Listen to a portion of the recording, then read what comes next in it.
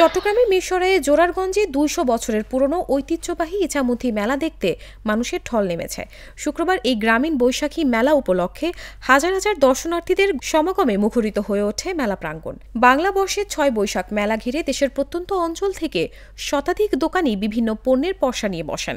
গ্রামীণ ঐতিহ্য ধরে রাখতে ও ক্রেতাদের মন আকৃষ্ট করতে মৃৎশিল্পরা মাটির বিভিন্ন খেলনা, হস্তশিল্পরা বাঁশ, বেত, কাঠ, লোহা, শঙ্কের তৈরি বিভিন্ন পণ্যের পসরা নিয়ে বসেন মেলায়।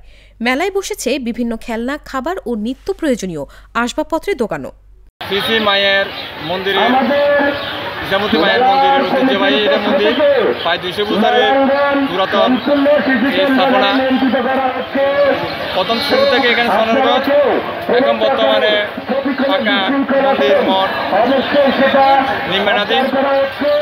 এখানে মেলাতে হাজার হাজার দর্শনার্থী, এখানে মেলা এবং উৎসব হয় প্রতি বছরের নিয়ে এই বহু ভক্তগণের সমাগম এখন আসে, যার মনোকামনা পূর্ণ হয়। খোঁজ নিয়ে জানা গেছে ২০০ বছরের পুরনো সনাতন ধর্মাবলম্বীদের ইছামতি দেবীর মন্দিরে প্রতি বছর পূজা ও উৎসব হয়। এই উৎসবকে ঘিরে মন্দির সংলগ্ন জমিতে মেলা বসে। পর্যায়ক্রমে এই মেলায় সকল ধর্মাবলম্বীদের উপস্থিতি সর্বজনীনতা লাভ করেছে। বিভিন্ন বাদ্যযন্ত্রের মধুর শব্দে পুরো মেলা প্রাঙ্গণে এক উৎসবমুখর পরিবেশ সৃষ্টি হয়েছে। প্রায় সব ধর্মের লোকের সমাগম ঘটে মেলায়। সারাদিন চলে পূজা অর্চনা। মেলায় দেশ বিদেশের হাজার হাজার দর্শনার্থী ছুটে আসেন। অনেকে মানত করে মন্দিরের পাশে অবস্থিত বটগাছের গায়ে সুতো জড়িয়ে দেয়। মেলা উপলক্ষে মন্দির ও মেলা কমিটি সাজসজ্জা থেকে শুরু করে বাড়তি নিরাপত্তার ব্যবস্থা করেছে।